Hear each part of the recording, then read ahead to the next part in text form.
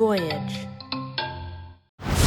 On December 12th, Disney Plus invites you to go behind the scenes with Taylor Swift in an exclusive 6-episode docuseries. I wanted to give something to the fans that they didn't expect. The only thing left is to close the book. The end of an era. And don't miss Taylor Swift, The Eras Tour, the final show, featuring for the first time the Tortured Poets Department. Streaming December 12th, only on Disney Plus.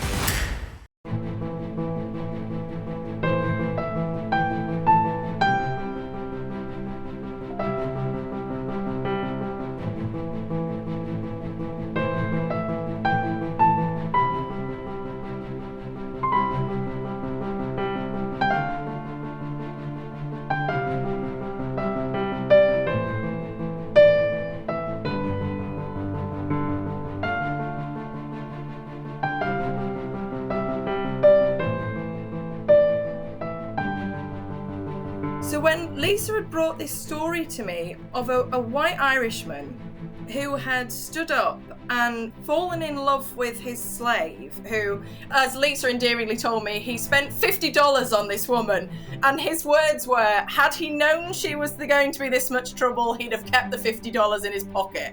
And I just thought, I thought that was typical Irishman. That was exactly my thought.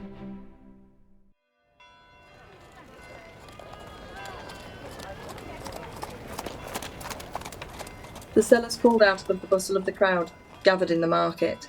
The smell of sweat, blood, and tobacco smoke was heavy, filling the lungs with every inhalation. Each man offered discounts or incentives to buy direct from him, rather than his neighbours, boasting the best wares in the place. Buyers flocked to the stalls and stages, scrutinising the stock they offered. Prodding fingers pinched at the skin, pulled back lips to check on the state of teeth, or widened eyes to see whether there was a particularly naughty streak in the cattle on offer. The men and women shackled on display shivered in terror as they waited for the prospective new owners to bargain with their particular sellers. Wiley hated the place.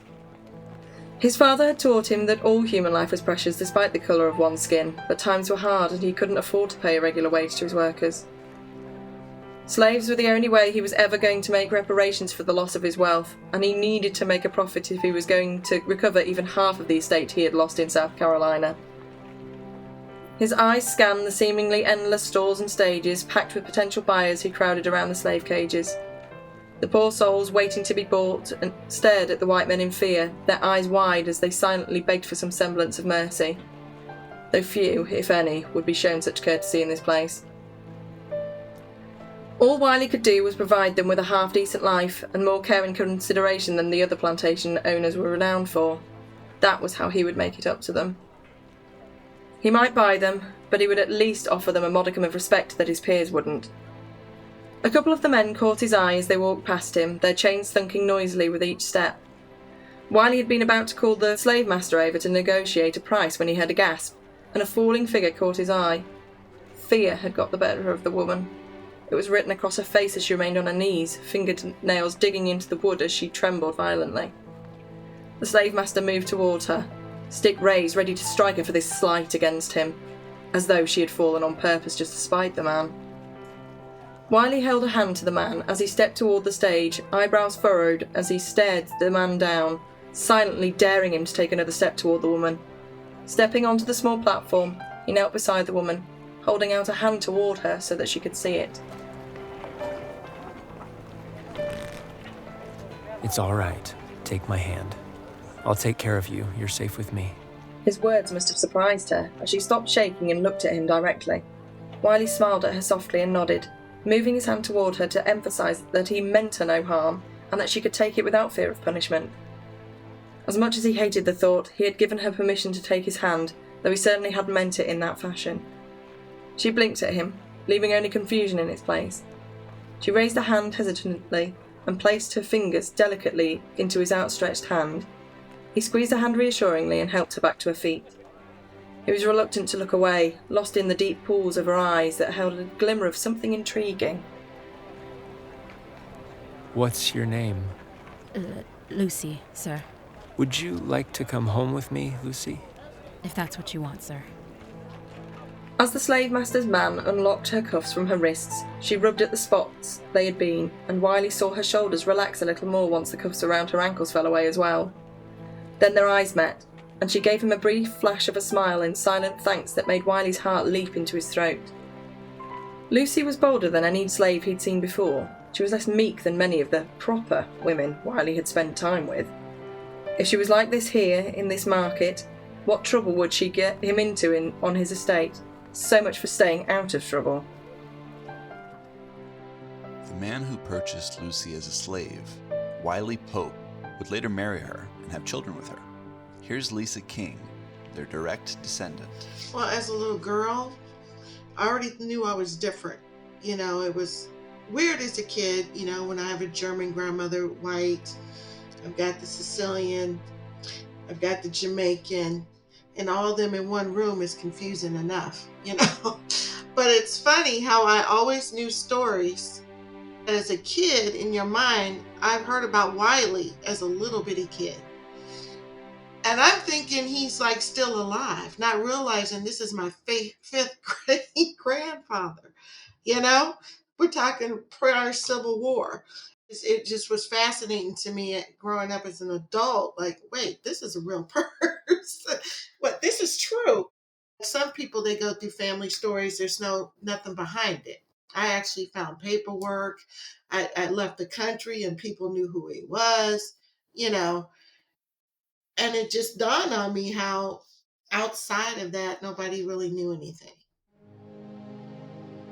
Well, I think it's more of a spiritually thing. There's always one person in every family that I think the ancestors talk to. I know it sounds crazy, but I basically, we do have that spiritual oneness where I couldn't literally sleep. It's like I would hear Wiley talking to me, or, you know, grandma, like, keep it going. You know, I had this voice in my head that, you know, it needed to be brought out.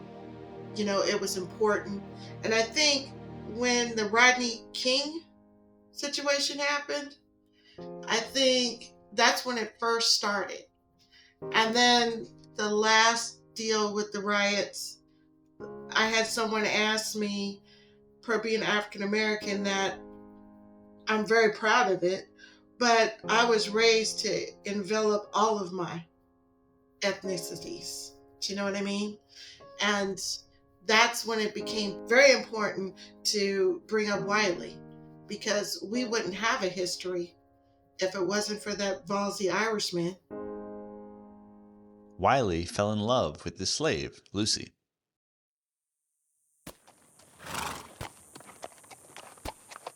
Lucy raised a hand to her head, wiping the sweat from her brow as she turned her face toward the sun. It had been several months since Mr. Pope had bought her from the slave market and brought her back to his plantation.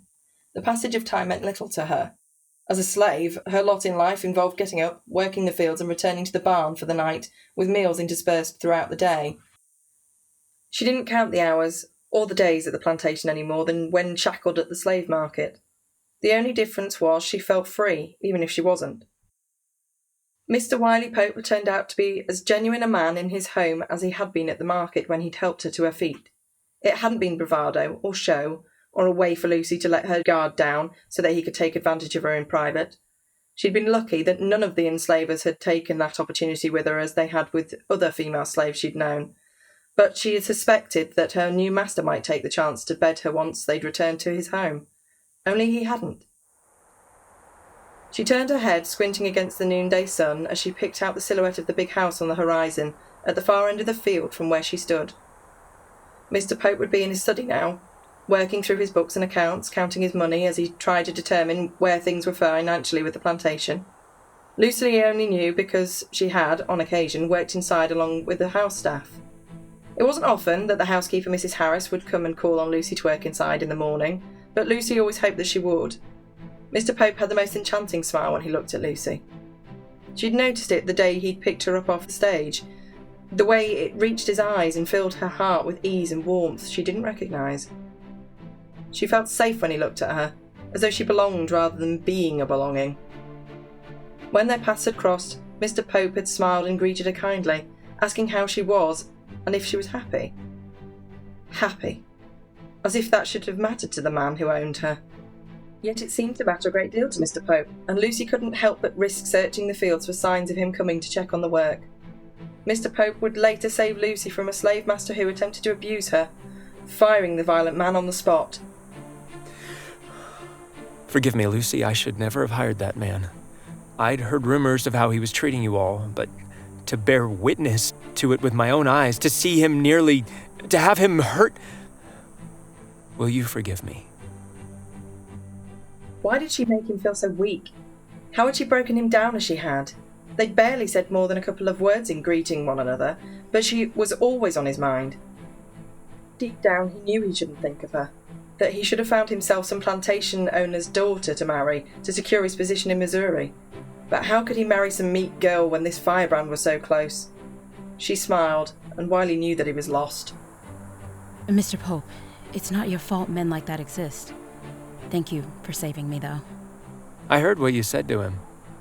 It sounded like you knew how to handle yourself. He said such awful things about you. I wouldn't let him do that. I've never met any woman like you, Lucy. I'll ask Mrs. Harris to find you a place in the house. I'd rather keep you close by, somewhere I can properly keep you safe. The moment the words left his lips, they were replaced by something far sweeter. Lucy shifted in the seat, leant forward, and planted her mouth upon Wiley's, stealing his breath and robbing him of what little stubbornness remained in his heart over how he truly felt. Closing his eyes, Wiley let the smell of sweat and dirt fill his nose, thinking he had never smelt anything more heavenly in all of his life, as he reached up to hold Lucy tightly. He could already tell that she would be so much trouble, but she was worth it. It took a lot of balls for somebody to do that and to stand up during that particular time and state, I don't care what you think about me, my family and my wife are important. Because if you go back in American history, even with, what was it, Thomas Jefferson that had, when he had all the kids by, he still didn't, I know it's political, he was the president, to state that he had African-American descent children. But there's a lot of men that didn't take that risk of losing their families, losing their careers to claim, a woman that wasn't white.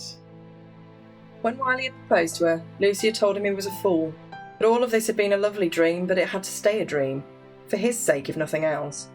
He'd got angry with her, telling her he would never love another woman, denouncing everything if it meant he could call her his wife. He jokingly pointed out that he'd spent $50 on buying her and spent far more on the ring, so she would marry him whether she liked it or not. She'd laughed and told him he had no idea what kind of trouble he was in for now, but he'd only reiterated that he didn't care. And then on top of it, having the audacity to have it put on paper. So this is 1860, it's prior to the Civil War.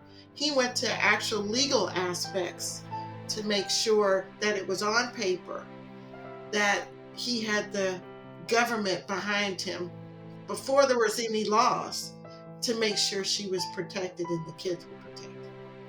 So that's mind-blowing. I'm sitting here and I'm talking to the National Archives and they're like, we've never seen this before. Is this real? They literally looked it up and it's just amazement. I found out the gentleman that helped me had wrote his thesis on it. He's like 90.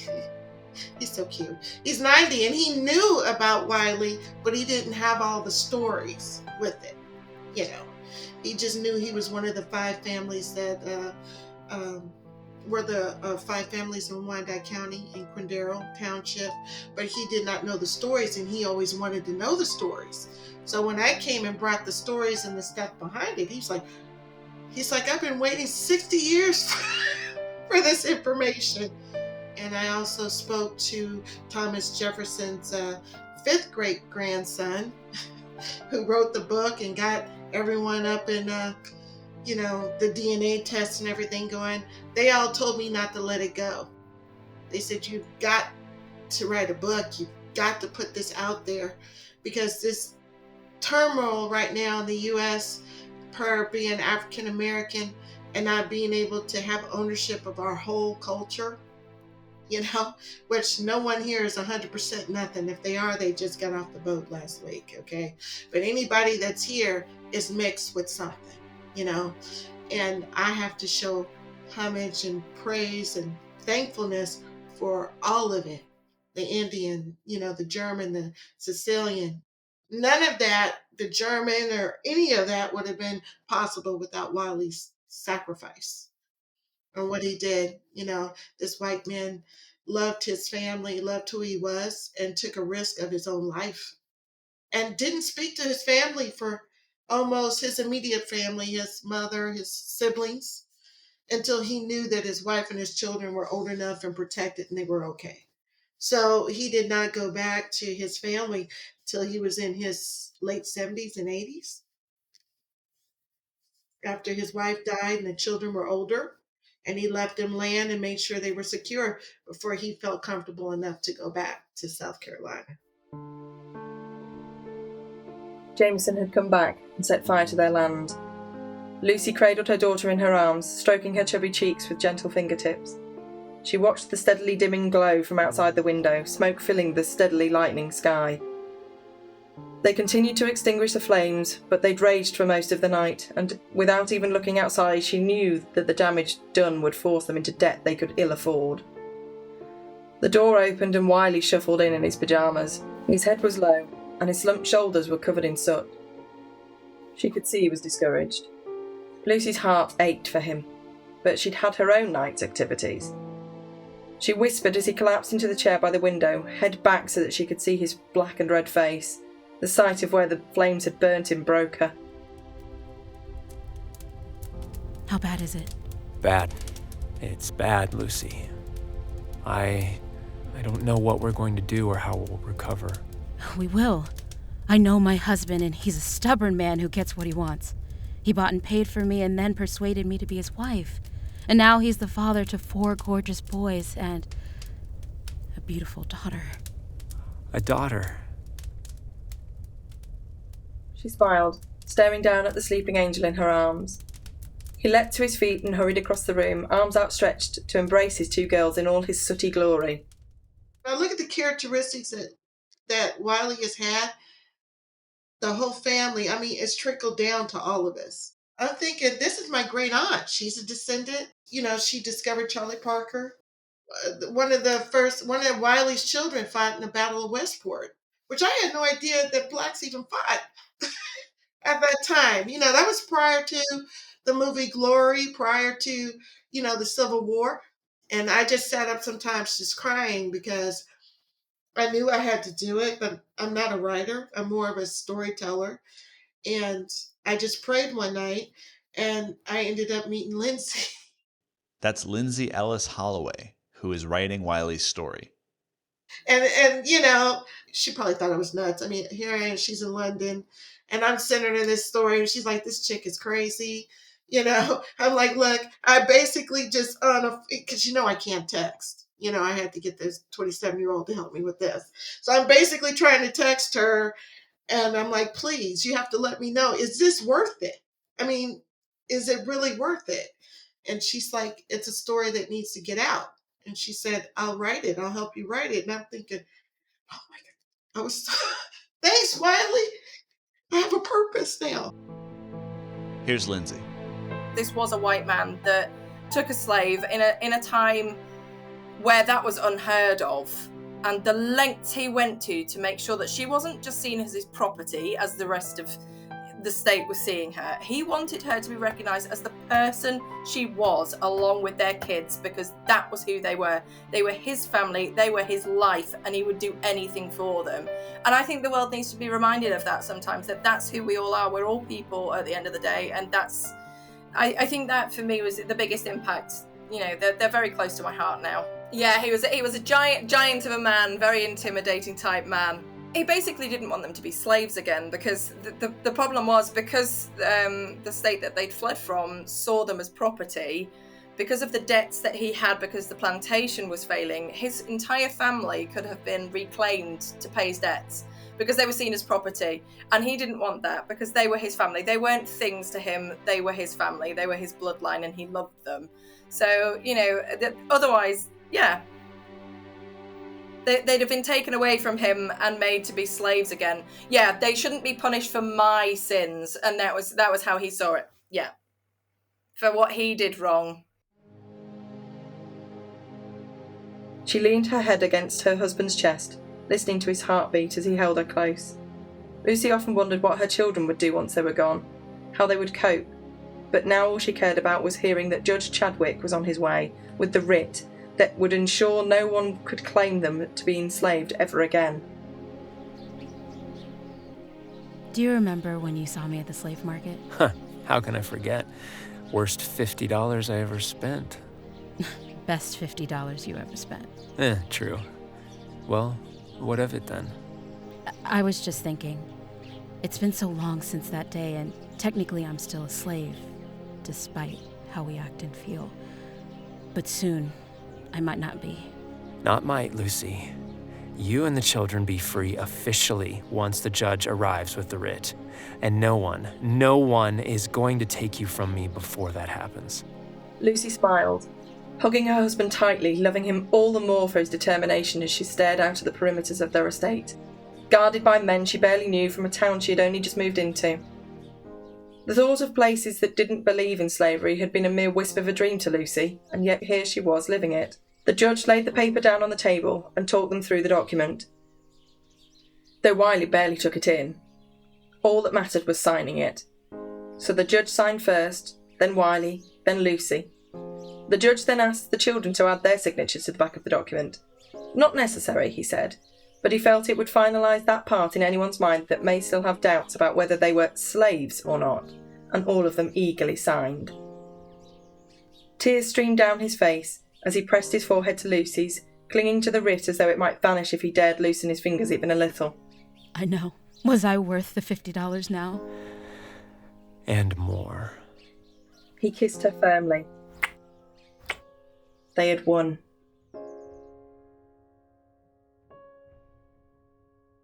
I got into the position where people were asking me, why are you even bringing this up? There's other issues. Why bring up that's 5 generations ago. Yeah, he was white, but no, he was a different type of man. I wanted him to be known for his character and how he loved his family. It was too hard for me after George Floyd trying to explain to the kids and the grandkids and for them to love who they are and put their character first. Do you know what I'm saying? And their color secondary. Not to saying that not to be proud and George Floyd thing. It opened up a lot, but it opened up a lot of negativity, not positivity. And that's why I wanted his story to get out, because that's a positivity aspect of love. And I got a phone call the other day. The governor in Kansas is writing up a proclamation for Wiley. So I have to go up to the state senate in a couple of days to have them acknowledge him, for the state of Kansas to acknowledge him. And that's what I've been wanting to do. And they've finally done it. The governor's agreed to. She's given a proclamation now for Wiley. It took me forever to get Kansas to acknowledge, that aspect of the history. So the fact that the governor is signing a proclamation is a very big thing in Kansas.